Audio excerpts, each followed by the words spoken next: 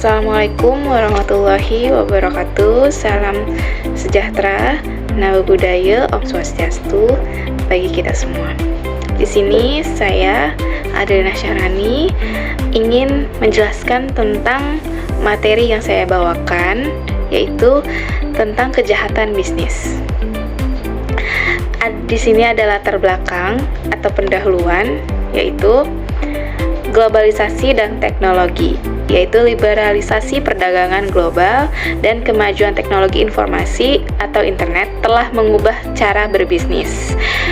Munculnya kejahatan baru, perubahan ini memicu munculnya jenis-jenis kejahatan bisnis dengan modus operasi yang lebih kompleks, yang sering diidentikan dengan kejahatan kerah putih atau yang disebut dengan white collar crime. Lalu untuk penjelasannya lebih lanjut, di sini saya akan ringkas sedikit, yaitu terjadinya liberasi perdagangan barang dan jasa secara global yang dikenal secara globalisasi telah diterima sebagai kesepakatan dunia. Indonesia juga telah mengakui terjadinya globalisasi tersebut, antara lain dengan meratifikasi Konvensi World Bank atau ICSID, Konvensi New York, dan pendirian World Trade Organization atau WTO. Saat ini banyak negara yang berusaha dengan sungguh-sungguh untuk dapat diterima menjadi anggota bagian WTO. Karena berada di luar WTO berarti menjadi negara yang terisolasi dari kehidupan interaksi bisnis antar negara. Jadi Indonesia sudah memiliki hubungan dengan negara lain, atau Indonesia juga bisa dikategorikan dalam negara yang terdaftar WTO. Sementara itu, beberapa negara dalam kawasan tertentu melakukan kesepakatan untuk melakukan liberasi perdagangan jasa ataupun barang di antara negara-negara yang berada di kawasan tersebut. Misalnya negara-negara Eropa Barat tergabung dalam Uni Eropa atau EU. Kemudian negara-negara Asia Pasifik berupaya untuk membentuk kesepakatan dengan mendirikan APEC. Negara-negara Amerika Utara bergabung dengan organisasi NAFTA, sedangkan negara-negara ASEAN melakukan kesepakatan AFTA. Jadi dapat dibedakan sesuai dengan negara-negaranya. Bersamaan dengan iklim globalisasi tersebut, telah terjadi kemajuan yang luar biasa pada pengembangan teknologi informasi dan komunikasi di ruang angkasa, serta berkembangnya teknologi cyber, yaitu internet, yang menjadi faktor-faktor pendorong kemajuan teknologi dan informasi yang luar biasa. Akibatnya terjadinya globalisasi dan kemajuan teknologi tersebut telah menyebabkan munculnya jenis-jenis transaksi bisnis yang baru dan ditinggalnya dengan cara-cara bisnis yang lama. Jadi ada perubahan antara bisnis yang baru dengan yang lama. Kemajuan tersebut telah mengakibatkan pula munculnya jenis-jenis baru kejahatan bisnis atau disebut dengan business crime. Banyak modus operasi dari jenis kejahatan baru tersebut yang dahulu tidak dikenal dan dilakukan oleh para penjahat dan pelaku bisnis, ternyata sering bermunculan di mana-mana. Business crime.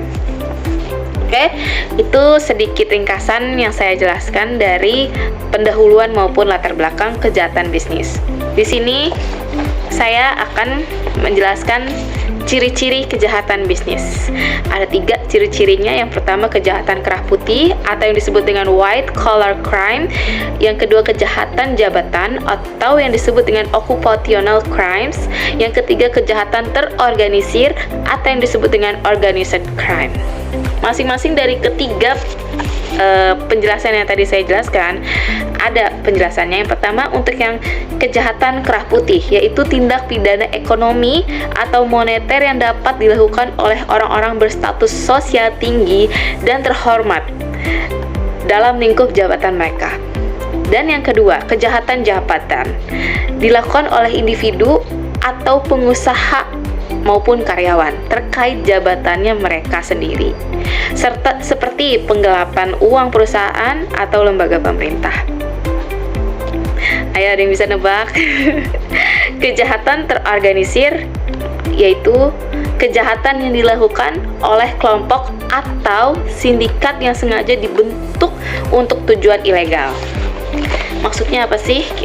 Maksudnya di sini untuk kejahatan terorganisir ya, itu ada sindikatnya, seperti kejahatan kartel atau komplotan yang memiliki tujuan tertentu. Yang dimaksud dengan organisasi dalam konteks pembicaraan kejahatan yang diorganisir tersebut, ini adalah sekelompok orang yang sengaja dibentuk dengan tujuan untuk melakukan kejahatan. Sifat ilegal dari organisir ini merupakan ciri-ciri yang menonjol dalam organisasi yang terorganisir. Gitu. Untuk kejahatan jabatan, penjelasannya secara lengkapnya, yaitu kejahatan ini melibatkan lebih dari satu orang, maupun pejabat maupun karyawan ya, dari suatu badan hukum. Kejahatan jabatan ini juga dapat terjadi di ruang lingkup yang ada pada pelakunya. Jenis kejahatan jabatan ini antara lain pelanggaran hukum yang dilakukan oleh para pengusaha maupun karyawan yang menggelapkan uang perusahaan atau lembaga-lembaga pemerintah. Ya, seperti kalangan-kalangan yang sudah bisa ditebak. Lalu untuk kejahatan kerah putih, secara rincinya, yaitu konsep white collar crime ini menunjukkan sekumpulan tindak pidana yang melibatkan tindakan moneter atau ekonomi yang dilakukan oleh orang-orang yang memiliki kedudukan sosial strata tinggi dan terhormat. White collar crime mengandung dua elemen. Yang pertama, status pelaku tidak pidana. Yang kedua, kejahatan tersebut berkaitan dengan karakter atau jabatan tertentu. Baik, untuk ciri-cirinya sudah saya jelaskan. Semoga bisa dapat dipahami. Lalu ada bentuk-bentuk kejahatan bisnis. Ya, di sini kejahatan ini dikelompokkan berdasarkan bidang yang dirugikan. Ada dua, bidang ekonomi dan bidang sosial budaya. Untuk bidang ekonomi ini memiliki komponennya masing-masing, dan di sini saya akan jelaskan untuk bentuk-bentuk kejahatan bisnis dalam bidang ekonomi. Yang pertama, pemberian keterangan tidak benar, atau secara penjelasannya itu menghindari pajak dan mencari keuntungan pribadi. Yang kedua, transfer pricing atau mengatur harga jual antar perusahaan dalam suatu grup untuk memindahkan keuntungan dan memperkecil pajak. Yang ketiga, under invoicing and over invoicing atau yang disebut memanipulasi harga pada faktur ekspor ataupun impor maupun pengadaan barang. Yang keempat, window dressing yang disebut dengan menjanjikan laporan keuangan palsu untuk menipu masyarakat agar perusahaan terlihat sukses. Yang kelima, money laundering. Ini yang terjadi banyak terjadi di khalayak umum ya. Pencucian uang. Upaya menyamarkan asal-usul harta hasil tindak pidana agar seolah-olah menjadi sah. Di sini untuk money laundry, menurut pendapat saya, yaitu untuk mengamankan uang hasil korupsi, jadi supaya tidak bisa dilacak oleh KPK maupun polisi gitu ya. Jadi uangnya itu diputar ataupun dicuci, makanya disebut dengan money laundry, agar tidak terlihat atau tidak tertracking uang tersebut dari hasil korupsi. Lalu untuk kejahatan bidang ekonomi tadi sudah saya jelaskan. Ini akan saya jelaskan kejahatan bidang sosial budaya. Kejahatan bidang sosial budaya terbagi menjadi dua, ada kejahatan hak cipta maupun kejahatan terhadap buruh.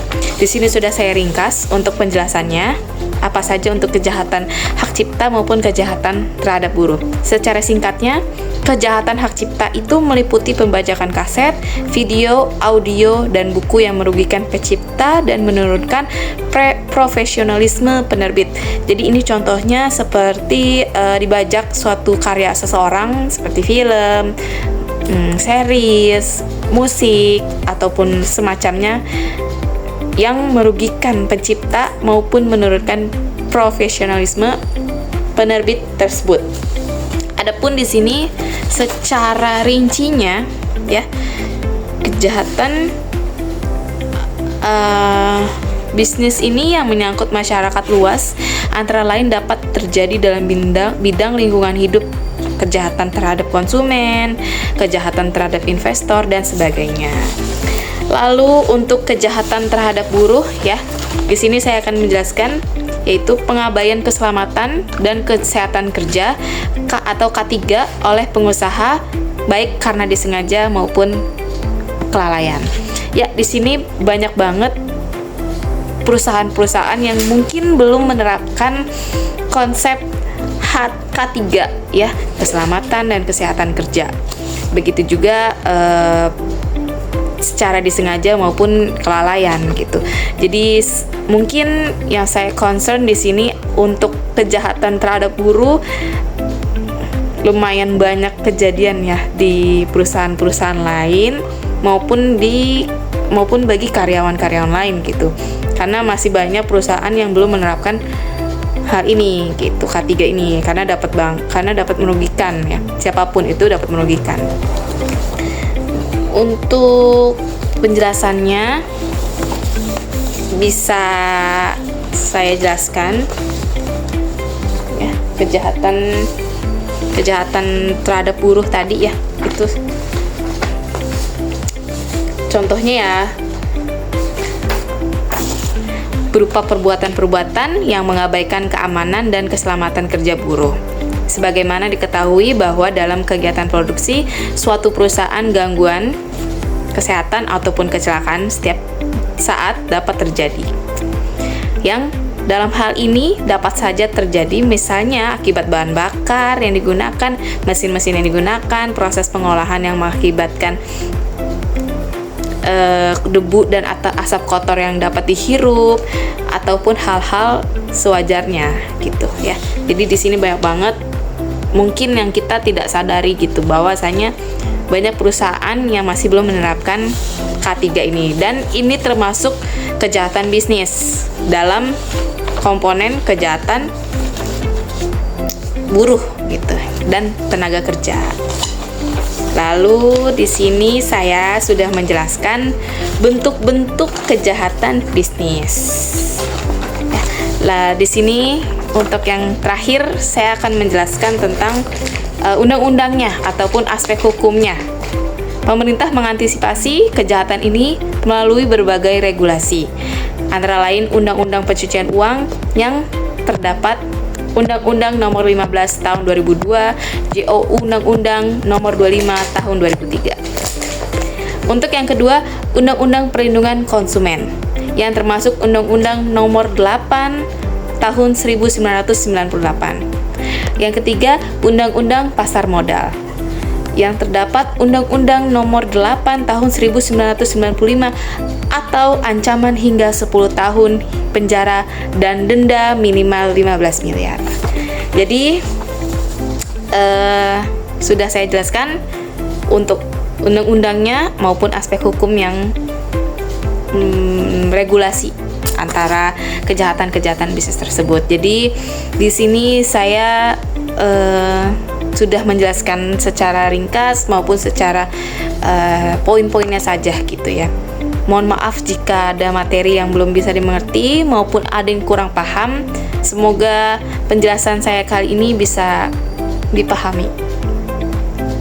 Dan semoga kita lebih aware terhadap kejahatan bisnis di luar sana, karena masih banyak banget perusahaan yang secara sengaja maupun tidak sengaja ya melakukan hal kejahatan bisnis. Bukan hanya pengusaha saja ya, karyawan juga bisa melakukan kejahatan bisnis tersebut. So, kita perlu ada yang namanya kesadaran diri sendiri gitu. Jika memang diri kita tidak mau dalam ikut serta masuk dalam dunia kejahatan, ya lebih baik menghindari. Tuh. Terima kasih semuanya. Terima kasih Bapak dosen. Saya harap tugas saya ini bisa menjadi nilai untuk saya. Saya akhiri. Mohon maaf jika ada salah. Wabillahi taufiq wa hidayah. Wassalamualaikum warahmatullahi wabarakatuh.